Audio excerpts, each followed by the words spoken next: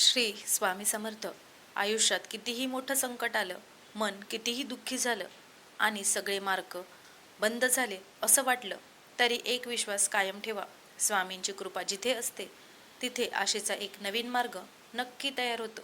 अक्कलकोट निवासी अनंत कोटी ब्रह्मांड नायक श्री स्वामी समर्थ महाराजांच्या चरणी नतमस्तक होऊन आजपासून आपण सुरू करत आहोत एक पवित्र आध्यात्मिक प्रवास.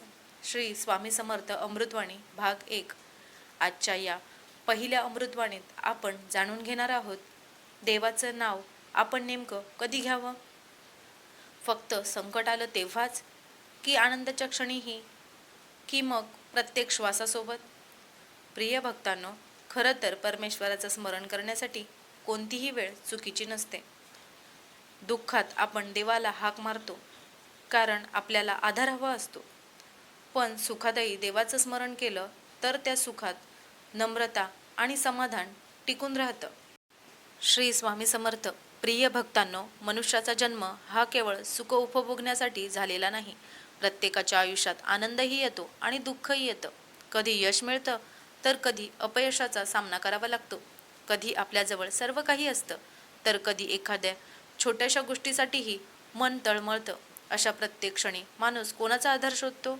तो आधार असतो परमेश्वराचा. आणि म्हणूनच आपल्या संतांनी, महात्म्यांनी आणि श्री स्वामी समर्थांनी नामस्मरणाचं महत्त्व सांगितलं आहे.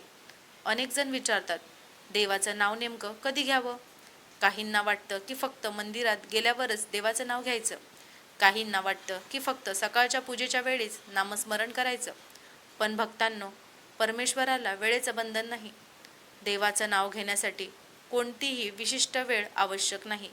देवाचं नाव प्रत्येक श्वासात, प्रत्येक क्षणी, प्रत्येक परिस्थितीत घेतलं जाऊ शकतं. जेव्हा पहाटे सूर्याची पहिली किरणं पृथ्वीवर पडतात, पक्ष्यांचा किलबिलाट सुरू होतो आणि निसर्ग नव्या दिवसाचं स्वागत करतो, तेव्हा मनही शांत आणि निर्मळ असतं.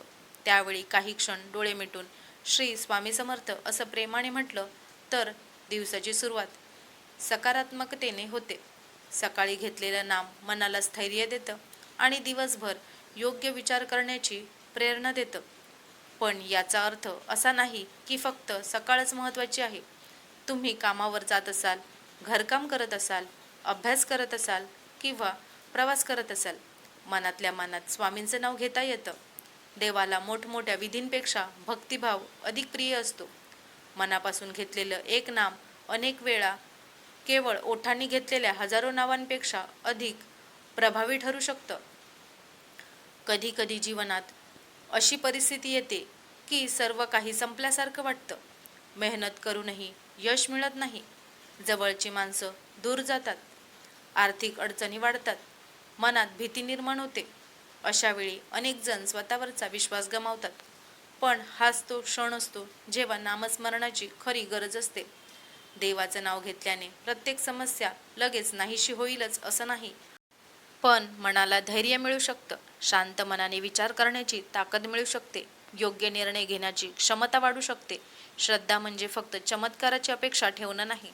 श्रद्धा म्हणजे कठीण परिस्थितीतही आशा न सोडणं. स्वामी समर्थांच्या शिकवणीत कर्म, संयम आणि विश्वास यांना मोठं महत्त्व आहे.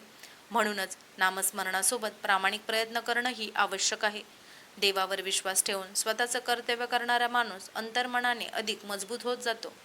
काही लोक फक्त संकट आलं की देवाला आठवतात, संकट गेलं की पुन्हा नामस्मरण विसरून जातात. पण खरी भक्ती म्हणजे सुखातही देवाचे आभार मानणे आणि दुःखातही त्याच्यावरचा विश्वास न ढळू देणे. आनंदाच्या क्षणी धन्यवाद स्वामी आणि कठीण प्रसंगी माझ्यावर कृपा ठेवा स्वामी, या दोन भावना भक्ताला परमेश्वराशी जोडून ठेवतात. आपण जेव्हा दुसऱ्यांशी प्रेमाने बोलतो, गरजूंना मदत करतो, सत्याचा मार्ग स्वीकारतो, प्रामाणिकपणे काम करतो आणि कोणाचंही वाईट चिंतत नाही, तेव्हाही ती देवभक्तीच असते. नामस्मरण हे केवळ शब्द नाहीत, ते आपल्या विचारात, वागण्यात आणि कर्मात उतरलं पाहिजे. रात्री झोपण्यापूर्वी काही क्षण शांत बसा. दिवसभरात जे काही घडलं त्याबद्दल देवाचे आभार माना. काही चुका झाल्या असतील तर त्या सुधारण्याचा संकल्प करा. मनात प्रेमाने श्री स्वामी समर्थ हा जप करा. त्यामुळे मन शांत होतं आणि पुढच्या दिवसासाठी नवीन ऊर्जा मिळते. प्रिय भक्तांनो, लक्षात ठेवा, देवाला तुमच्या आवाजाचा मोठेपणा नको असतो, तर मनातील प्रामाणिकपणा हवा असतो. तुम्ही मंदिरात असाल किंवा घरात, गर्दीत असाल किंवा एकटे, आनंदात असाल किंवा दुःखात, प्रत्येक क्षणी देवाचं नाव घेता येतं. म्हणून आजपासून एक छोटा संकल्प करा. दिवसाची सुरुवात आणि शेवट श्री स्वामी समर्थ या नामाने करा. काम करताना, चालताना, प्रवासात, मन अस्वस्थ झाल्यावर किंवा आनंद मिळाल्यावर प्रत्येक वेळी स्वामींचं स्मरण करा. श्रद्धा, संयम आणि सत्कर्म यांच्या आधारावर जगणाऱ्या भक्ताला अंतःकरणात शांतता लाभते. हीच खरी नामस्मरणाची शक्ती आहे. श्री स्वामी समर्थ. जय जय स्वामी समर्थ. प्रिय स्वामी भक्तांनो, आजच्या श्री स्वामी समर्थ अमृतवाणी भाग 1 मध्ये आपण जाणून घेतलं की देवाचं नामस्मरण करण्यासाठी कोणतीही वेळ मोठी किंवा छोटी नसते. श्रद्धेने आणि प्रेमाने घेतलेलं स्वामींचं नाम आपल्या मनाला शांती आणि जीवनाला योग्य दिशा देतं. स्वामींच्या चरणी हीच प्रार्थना की प्रत्येक भक्ताच्या जीवनात आनंद, समाधान आणि सकारात्मकता नांदो.